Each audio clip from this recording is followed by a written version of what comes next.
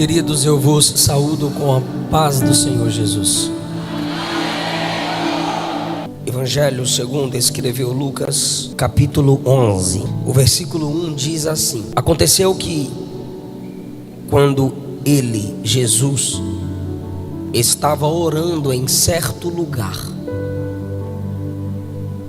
ao concluir,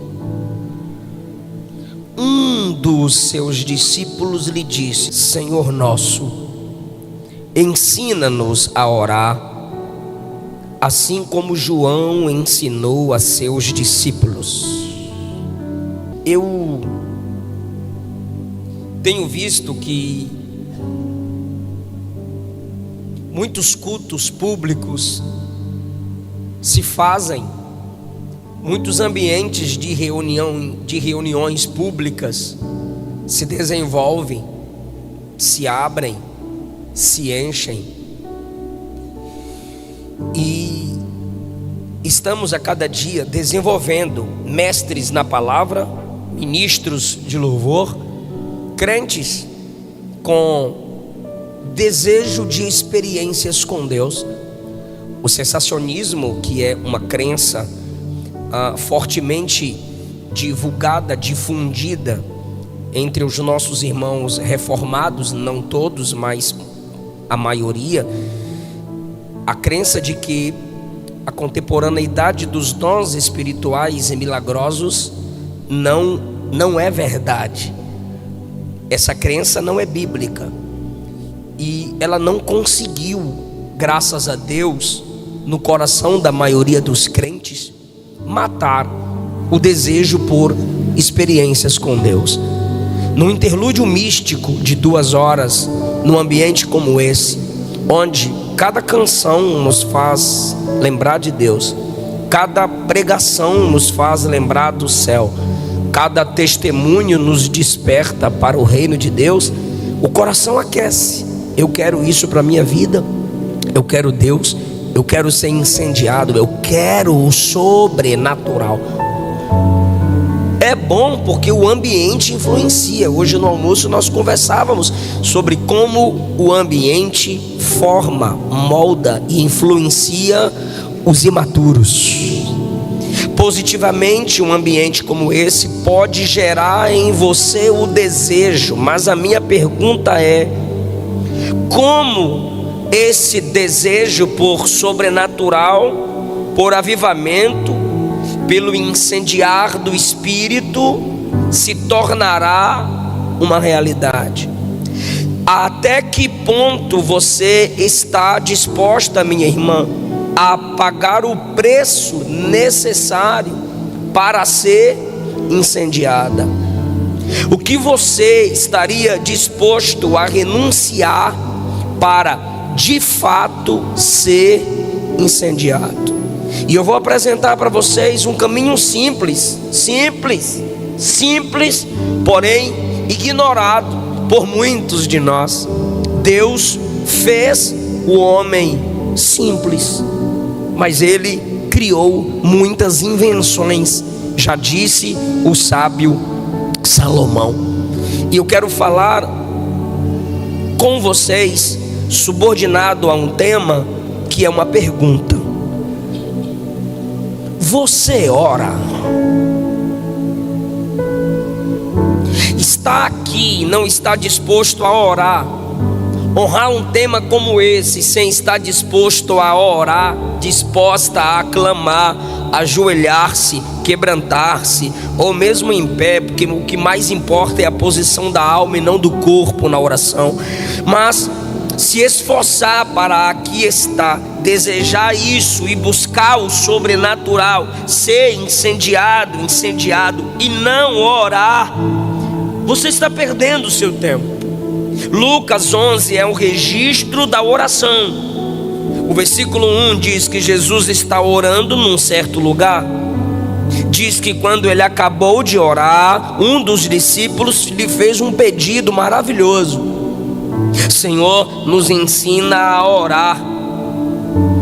E quando esse camarada pediu para que Jesus lhe ensinasse a orar, Jesus então lhes deu princípios de como construir uma vida de oração. E esses princípios perpassaram tempos e estão conosco até hoje, pois foram princípios de Cristo. Depois, os irmãos que já leram esse texto percebem que no versículo 9, Jesus incentiva a oração. Ele não apenas ora no versículo 1, ele dá incentivos para que oremos. Ele diz no versículo 9: pedi e vos será dado, buscai e encontrareis, batei a porta e se abrirá para vós.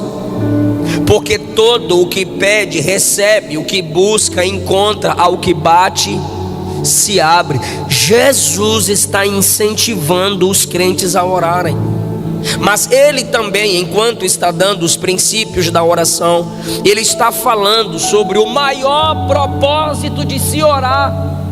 Não dá para ler Lucas 11 e isolar até o versículo 10, como se ele estivesse falando para qualquer tipo de gente, orar por qualquer tipo de propósito, como se a oração fosse uma caixinha mágica de onde de lá sai o Aladim, piririm, pim, pim, pensa que tu quer que eu estou aqui. Como se a oração fosse uma varinha mágica e é só usar o nome de Jesus e acontece. Não, ele está dando os princípios da oração. E como que ele conclui o princípio da oração? Versículo de número 13: se vocês, sendo maus, sabeis dar boas dádivas aos vossos filhos, quanto mais o vosso Pai que está no céu que dará o Espírito Santo àqueles que lhe pedirem. Ele está orando no 1, ele manda pedir no 9, ele manda pedir no 10. Ele conta uma historinha nos versículos 10 e 12 sobre pedido de um amigo ao outro amigo. E quando você pensa que é pedir tudo, pedir de tudo, pedir qualquer coisa a qualquer hora, ele diz que a prioridade na vida de oração é receber o Espírito. Pergunta para mim por quê? Porque se nas suas buscas, na sua vida de oração, você não busca o enchimento do Espírito, a direção do Espírito, você terá mais orações negadas do que respondidas. Todos aqui já tivemos orações não respondidas. Por quê, pastor? Porque oramos fora da direção, oramos fora do propósito. Pastor, eu já tive muitas orações respondidas. É porque o Espírito te conduziu a se conectar à vontade de Deus para a sua vida. Agora é um mistério que eu não posso te explicar. Chegar no céu, tu pergunta para Jesus se for possível. Por quê? Porque se é o que o Senhor quer fazer, eu tenho que orar. É lei estabelecida, regra estabelecida pelo nosso Deus. Ele não fará nada de grandioso na terra se a igreja na terra não orar. Ele não vai te incendiar, não vai te batizar, não vai te encher, não vai te usar, não vai. E já vai, a mensagem já vai começar com polêmica. Sem oração nem salvação existe. Ninguém aqui pode ser salvo sem orar. E quando eu digo ninguém, eu estou falando você que está desviada, desviado, você que é do diabo, você que está no caminho largo, você que faz parte de falsas igrejas, de falsas religiões. Sem orar, clamar a Cristo, você vai para o inferno. E eu vou provar na Bíblia. O primeiro ponto da mensagem é: o Salvador está orando. Eu vou perguntar para quem está comigo: quem está orando aqui? Ô povo inteligente, o Salvador está orando. Quem está orando aqui? O Salvador. Se o Salvador, que é o Salvador, está orando aqui, como que o homem pode ser salvo sem orar? Jesus orou em Lucas 3 no batismo. Jesus orou em Lucas 10 para escolher os discípulos.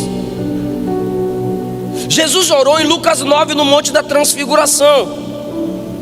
Antes que Pedro confessasse: tu és o Cristo, Filho do Deus vivo, Jesus orou. Jesus orou em Lucas 11. Jesus orou no Getsemane antes de ser preso. Jesus orou na cruz. O Salvador orava. Aí me vem duas perguntas à mente. Por que você quer ser salvo sem clamar? Por que você acha que pode ser salva sem orar, sem humilhar-se diante de Deus? Eu não estou falando aqui a pagãos que nunca ouviram o Evangelho. Eu estou falando a pessoas que cantam nossas músicas. Eu estou falando de gente que gosta de nossas mensagens. Como que o homem pode ser salvo sem orar? É claro que eu defendo a salvação pela graça. Eu não tenho nenhuma dificuldade de afirmar que ninguém será salvo por suas orações. Mas eu também não posso afirmar que alguém pode ser salvo sem orar.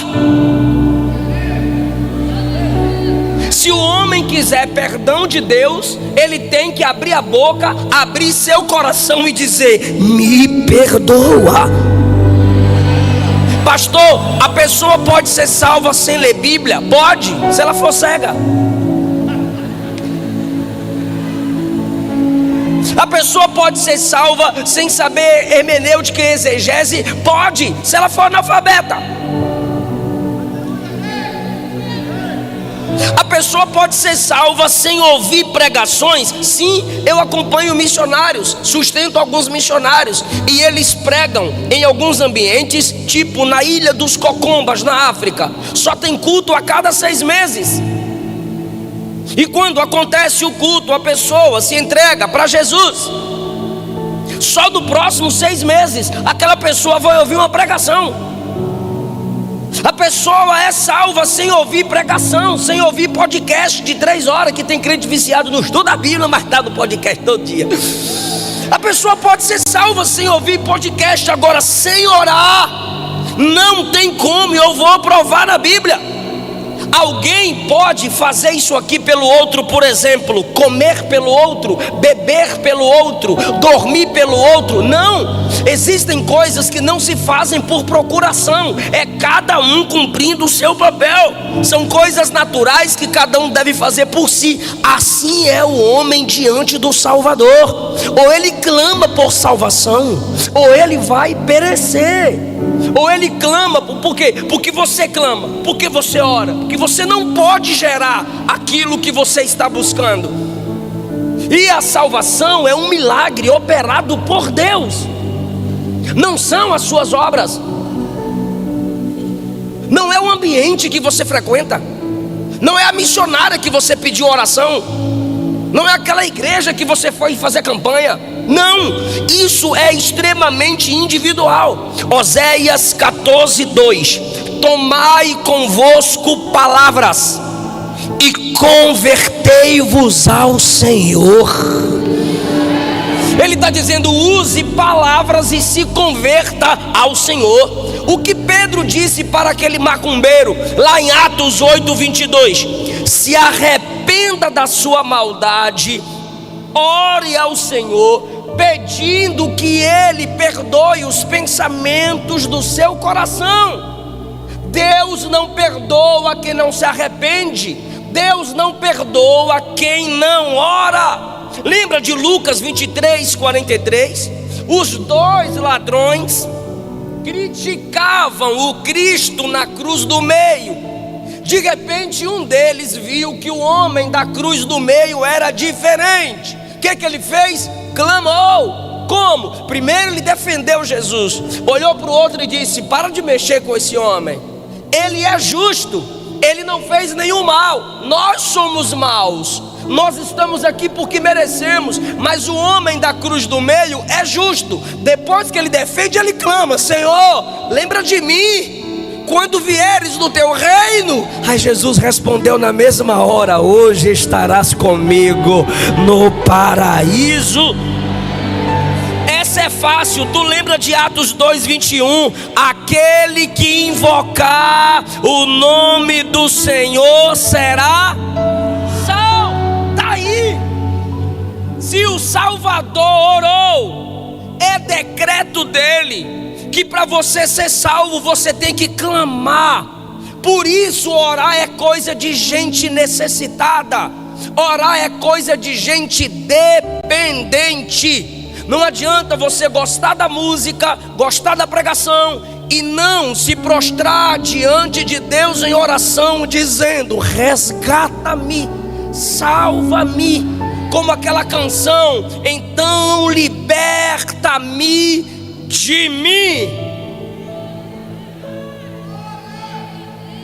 Esse é o poder da oração. Se nossos filhos não clamarem, não serão salvos.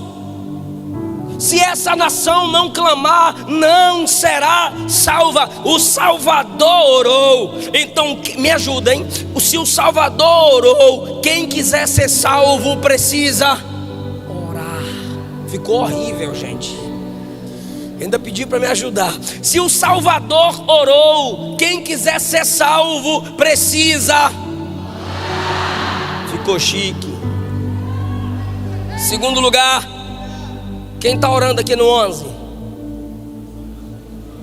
Não me estressa não. Quem está orando aqui no 11?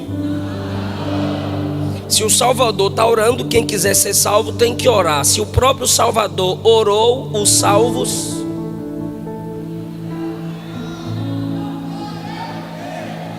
Quem é salvo, ora. Repito, eu não estou falando a pagãos que nunca ouviram o Evangelho.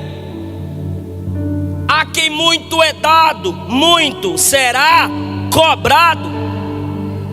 Quando Paulo foi salvo em Atos 9, a primeira característica dada sobre ele a Ananias foi essa: Ananias, eis-me aqui, Senhor. Vai orar por Saulo. Eis que ele está orando. Como é que Ananias vai discernir que aquele cabra agora é crente? Porque ele está orando. Tu lembra do rapaz lá de Gadara, Marcos 5,18? Jesus expulsou a legião de demônios, e aquele que andava pelado se ferindo agora estava vestido aos pés de Jesus. Jesus olhou para os discípulos e disse: bora voltar de barco. Ele, o ex-endemoniado, olhou para Jesus e o texto diz que ele rogava, implorava: Senhor, me deixa ficar contigo. Porque a primeira marca de quem é salvo é oração. Você ora.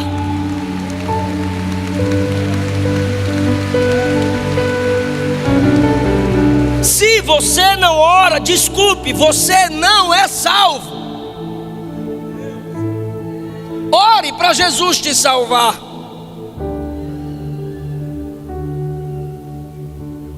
É a marca de quem nasceu de Deus. Escute os missionários e eles vão lhe dizer que em várias partes do mundo, onde houver conversões, como está acontecendo na África, Nova Zelândia, interior da China, Índia, quando as pessoas se convertem a Cristo, no próximo culto elas chegam mais cedo para orar. A primeira coisa que elas fazem em casa é abandonar os ídolos e orar. O primeiro ato de uma criança ao nascer, chorar. O primeiro ato de fé de quem foi salvo, orar. A oração é para a fé o que a respiração é para a vida. Como um homem pode viver sem respirar? Está além da nossa compreensão. Então como que um crente pode viver sem orar? Assuma que tu está desviada. É melhor o inimigo declarado do que o inimigo disfarçado de amigo. Se tu não ora, tu não é crente. Você não ama a Deus. Se a minha esposa levanta, não fala comigo. Vai almoçar, não fala comigo. Dirige comigo, não fala comigo. Vai trabalhar, não fala comigo. Vem para o culto, não fala comigo. Eu vou dizer: você está doida? Você tem problema? Onde há comunhão sem diálogo?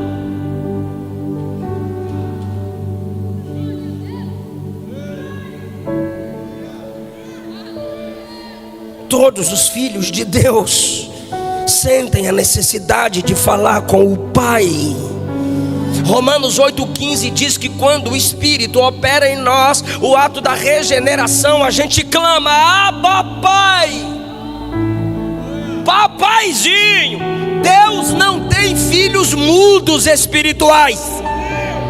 Vou repetir: Deus não tem filhos mudos espirituais. Quando o Espírito opera o novo nascimento, Ele abre sua alma e diz: ora, clama, abre a boca, clama a mim, eu vou te responder. Clama a mim, eu vou te anunciar coisas grandes e firmes que não sabes. Você quer ser incendiada? Você quer ser incendiado? Aí eu faço outra pergunta: você ora?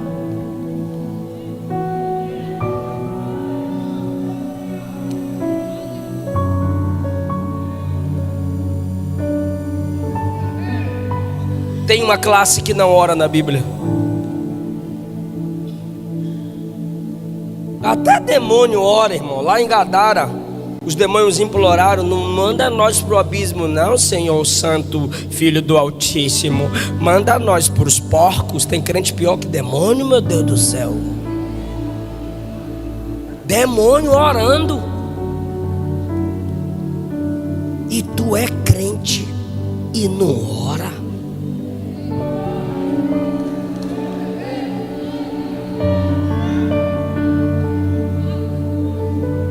Salmo 14, verso 4 diz que os ímpios não oram. De Gênesis a Apocalipse, os salvos oram. Ímpio não ora. Aí, não é eu que estou falando não, é o salmista lá no 14. Quem não ora é... Quer falar não? Quem não ora é...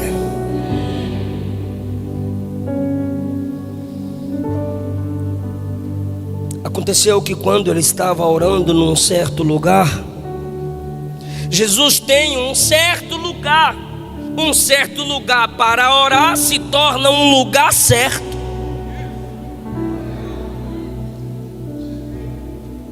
Ele está num certo lugar onde os outros só podem observá-lo. Lucas 3, ele ora quando a multidão está sendo batizada. Ele orou publicamente.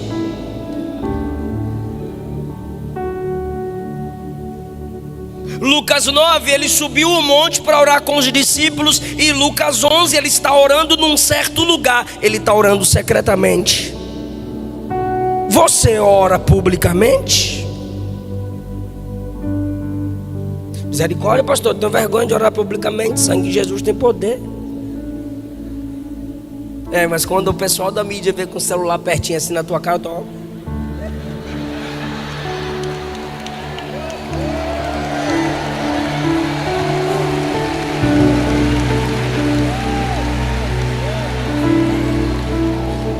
Só para postar.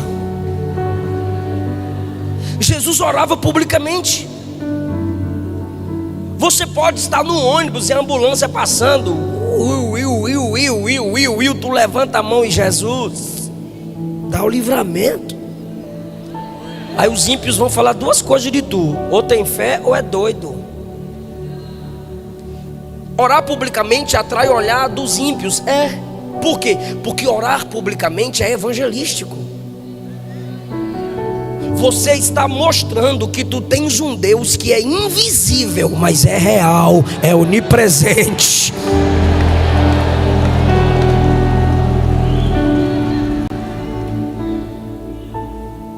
A oração pública impacta aqueles que ainda não conhecem o poder dela. expulsar demônios, interceder pelo bom andamento do culto. Jesus orou publicamente. Lucas 3, João 11. Na cruz, cercado de inimigos, orou publicamente. Mas ele orava no secreto, ou seja, esse é o equilíbrio da oração. Você ora no secreto. Se você ora publicamente no culto, se você ora publicamente intercedendo, mas não ora no secreto, você pode se tornar o hipócrita. Se você ora secretamente, aquilo do qual você se enche no secreto te impulsionará a orar publicamente. Só orando no secreto, sua devoção pública será resultado da devoção secreta. Então, quando oramos publicamente, estamos num ato evangelístico. Como disse Paulo a Timóteo: quero que os crentes orem em todo lugar, com mãos estendidas, sem ira e sem contenda. É uma oração pública.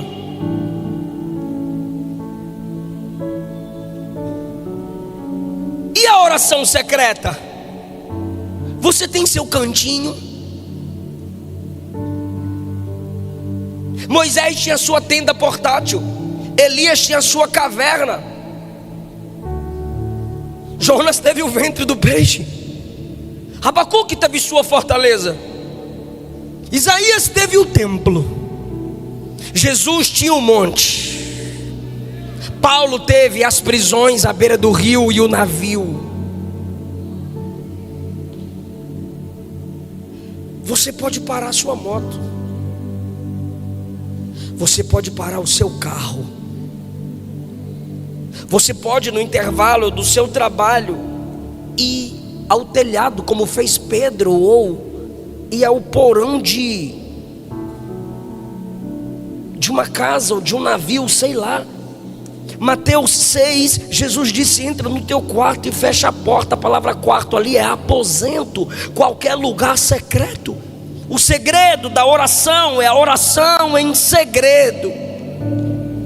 No diálogo com Deus, você vai se desenvolvendo na comunhão. É falar com Deus, irmão. Por que a gente quer enfeitar as coisas? Já vi crente indo orar, querendo pregar para Deus, dar aula de teologia para Deus. Não, irmão, fala com Ele, com todo o seu coração, mas fala tudo. Jesus está orando num certo lugar. Olha essa lição agora. Primeiro é que o Salvador orou. Segundo, ele está orando num local determinado. Terceiro, o respeito pela oração. Ao concluir a oração, um dos discípulos lhe disse: ao concluir, ninguém o interrompeu enquanto ele não acabou de orar. Não importa a intimidade que você tenha com quem está orando, respeite o ato de oração alheio. Isso acontece nas Assembleias de Deus, eu não sei aqui. E eu sou assembleano, e isso me estressa. A gente está lá orando com as irmãs do coque. Aí de repente chega uma classe com a baqueta na mão, rodando assim, ó.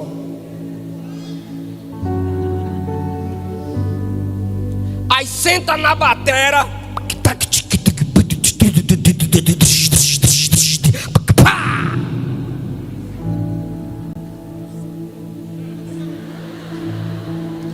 A irmã está orando.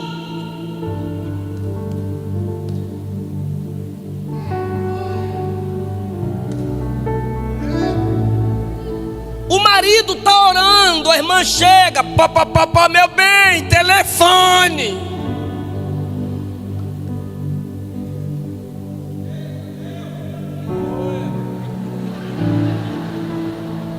corajoso, aí é macho.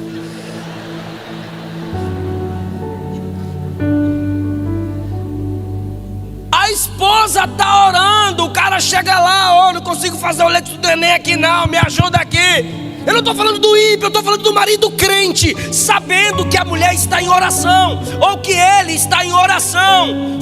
Claro, se você não quiser ser interrompida ou interrompido, comunique, estou indo orar.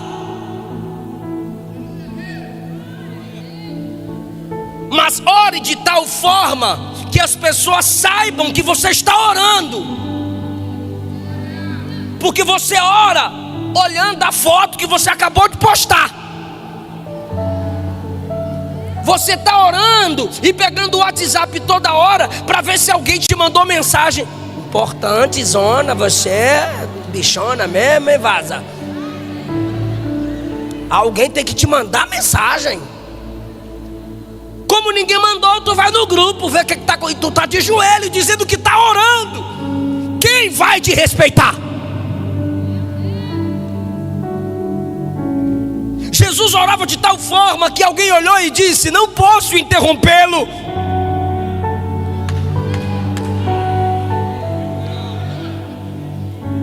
Você ora como se estivesse diante de quem?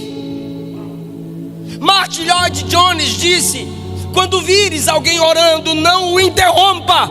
Essa pessoa está em audiência com o Rei dos Reis e Senhor dos Senhores.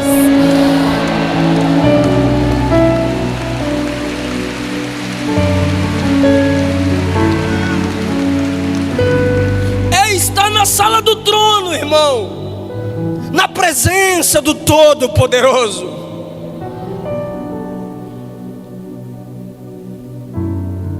Quando Jesus acabou de orar, um dos discípulos, eu quero ajuda, é sério, estou cansado, eu quero ajuda. Quantos discípulos Jesus tinha? 12. Mas aqui do texto, quantos foram pedir para aprender a orar?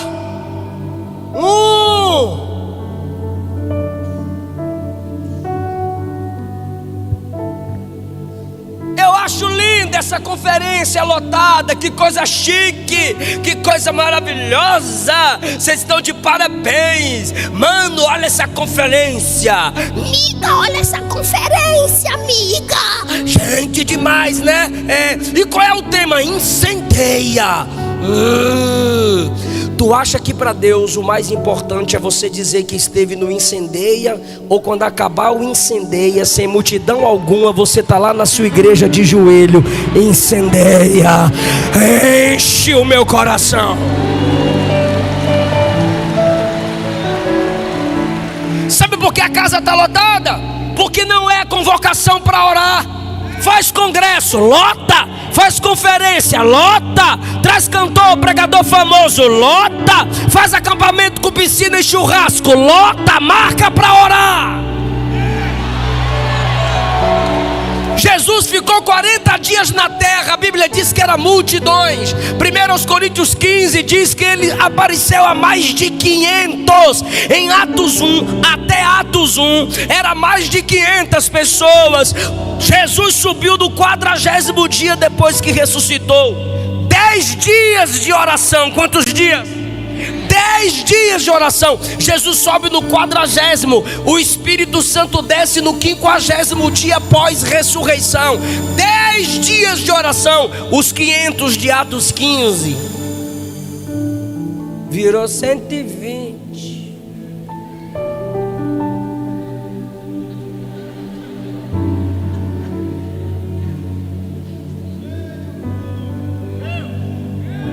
Como que você quer ser incendiado se você ainda não reconhece na prática que onde estiverem 2 ou 3 reunidos invocando o nome dele, ele está presente ali? Mas por que é só um que vai querer aprender sobre oração? Porque oração não deixa ninguém famoso. Você conhece gente famosa porque prega. Você conhece gente famosa porque canta. Me mostra alguém famoso porque ora.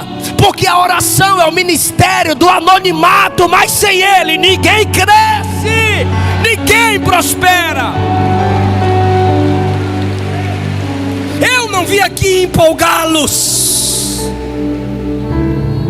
Eu quero que você se pergunte se tu é crente de verdade.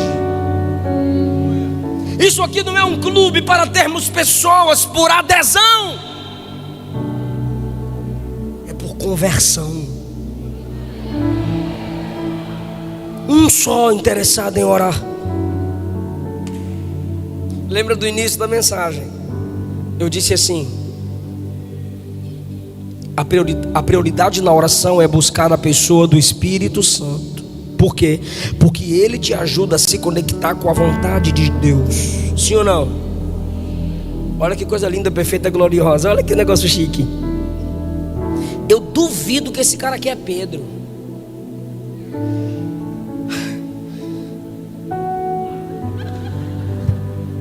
Quem já estudou sobre Pedro sabe que Pedro chegaria assim, ó: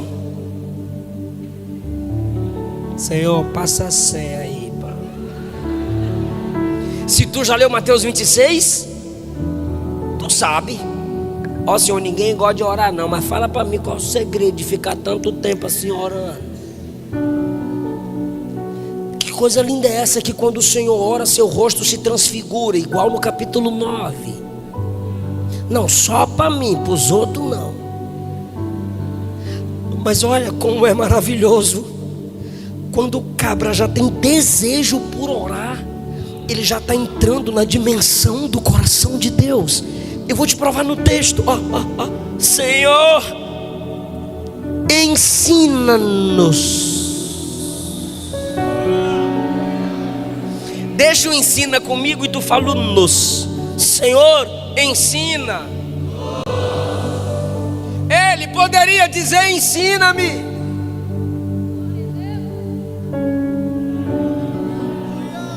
Mas ele olhou para Jesus e disse: todo mundo aqui precisa aprender a orar. E a minha oração, a minha primeira oração é: ensina-nos. Quando você chega em Mateus 24, perdão, os discípulos estão pedindo para aprenderem escatologia. Parece esses chatos da net. Eu sou pré-tribulacionista. Aí o outro diz: eu sou pós-tribulacionista. E o pré-herege. Aí vem o mais bestalhado: eu sou mid. Aí começa aquele debate quando ele vem. Aí chega a irmãzinha mais simples da igreja: eu só sei de duas coisas da escatologia. O que? Jesus vem e eu vou. Jesus vem e eu vou. Isso aqui é maravilhoso. Então, perceba que sobre escatologia, Lucas 24, todos eles pediram, Mateus 24, todos eles pediram para aprender. E de política, Atos 1, Jesus disse: vai descer virtude sobre vocês, vai descer poder sobre vocês. Aí todos eles olharam para Jesus e disseram assim: vai ser nesse tempo que Roma cai e Israel é devolvido à glória, né, Senhor? Mentalidade política. O partido de Roma cai e o partido dos judeus se desenvolve. E aí nós mete a espada no bucho dos romanos e a glória de Israel é devolvida. Para falar de política, todos. Para falar de escatologia, todos. E quando Jesus disse: um vai me trair? Fofoca. João 13, Mateus 26, todos se envolveram e começaram a perguntar: quem é?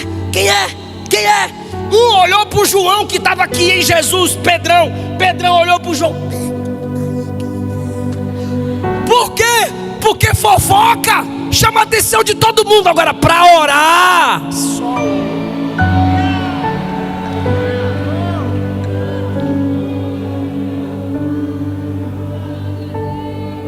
mas olha a humildade dele, Senhor. Ensina-nos. Essa vai ser a primeira vez que eu vou pedir para tu dar glória. Porque intimidade forçada é estupro. Eu não vou forçar tu sentir Deus. Se tu ora, tu já está sentindo o que eu estou sentindo aqui. Essa vai ser a primeira vez que eu vou pedir para tu dar glória. Quer ver como é que eu peço? Quem está preparado para dar glória? Então tá bom, continua assim, hein? Olha isso. Senhor, me ajuda de novo. Senhor, ensina.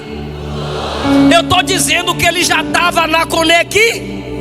Ele olha para Jesus e diz: Senhor, ensina-nos a orar.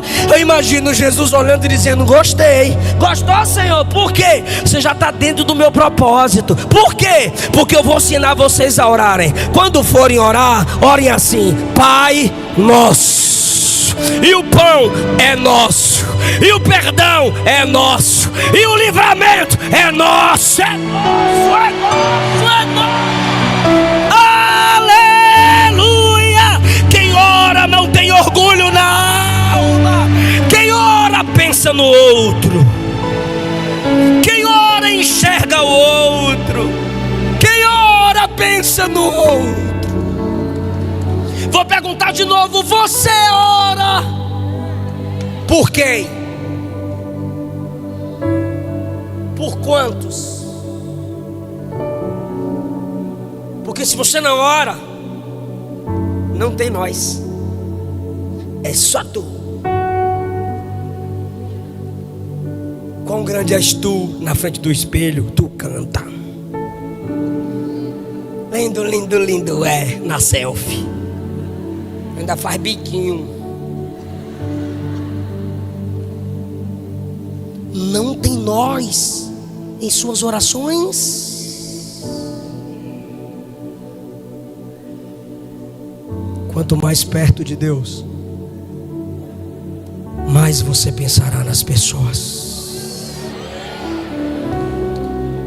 E não vai desistir por causa de deslealdade. Não vai desistir por causa de traição. Pastor, eu estou orando. Pastor, eu estou orando para Deus me livrar do Judas. Sai de ré, Judas. Sério? A questão é que Judas traiu porque não orava. Quem orava era Jesus e foi traído.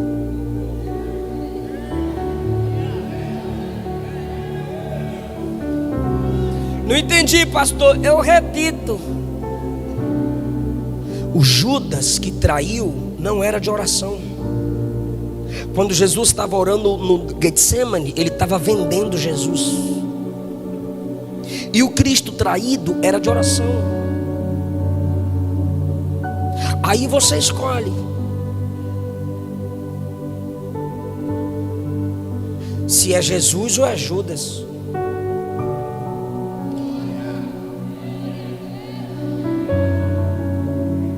Eu quero ser Jesus, pastor.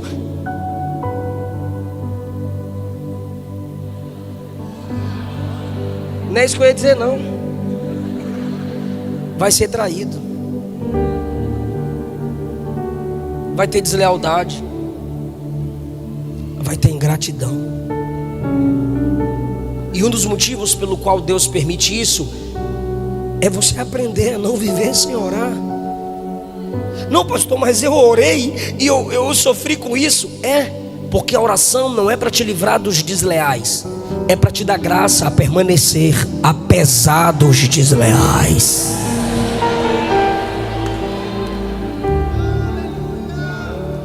Abel teve Caim. Abraão teve Ló. José teve seus irmãos. Daniel teve os caldeus. Jeremias teve seus patrícios. Jesus teve Judas. Paulo teve Alexandre o latoeiro. E todos esses eram de oração. É melhor ser traído do que trair. É melhor sofrer com a deslealdade do que ser desleal. Porque a falta de oração te torna Judas. A oração te assemelha a Cristo. E eu encerro essa mensagem lhes dizendo: o que é que Jesus está fazendo no céu hoje, meu Deus do céu?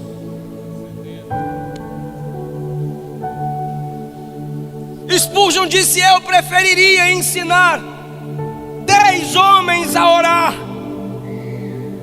do que a pregar, um homem a orar do que 10 a pregar.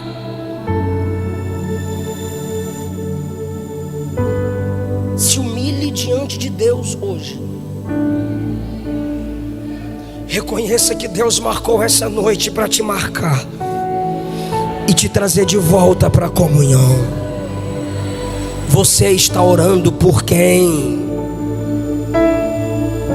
O Espírito está dizendo a alguém aqui: enquanto você clamar, a porta da graça vai estar aberta. Se você já leu Gênesis 18, Deus falou assim para Abraão: vou destruir Sodoma e Gomorra. Abraão cai de joelho e diz: se lá tiver 50 justos, o Senhor destrói? Deus diz: não. Se lá tiver 40, o Senhor destrói? Não.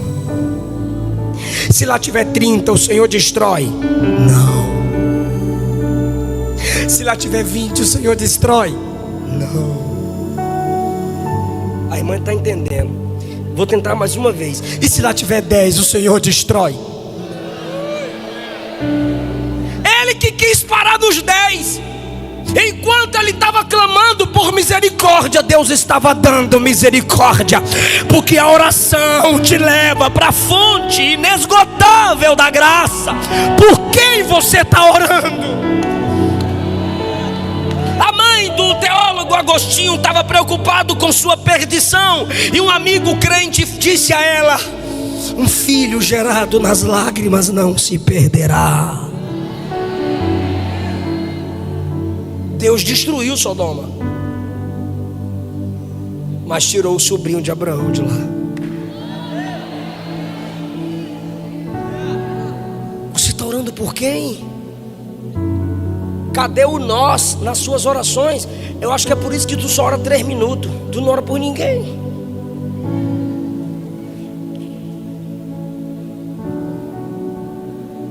Lembra de Isaías? No capítulo 6, que visão maravilhosa. No ano que morreu o rei Uzias, eu vi o Senhor assentado sobre um alto e sublime trono. As abas das suas vestes enchiam o templo, a casa se encheu de glória. As colunas tremiam pela voz do que clamava.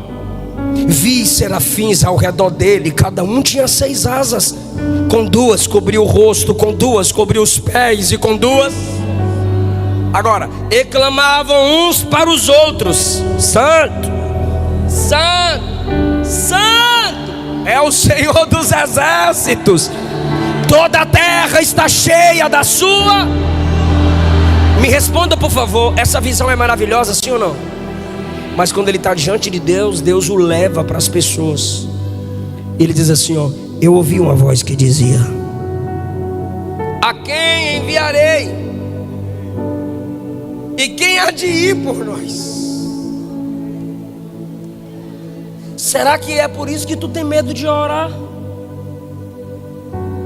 Porque quanto mais orarmos, Deus nos responsabilizará. Por quê, pastor? Porque Deus não dá responsabilidade para quem não tem unção.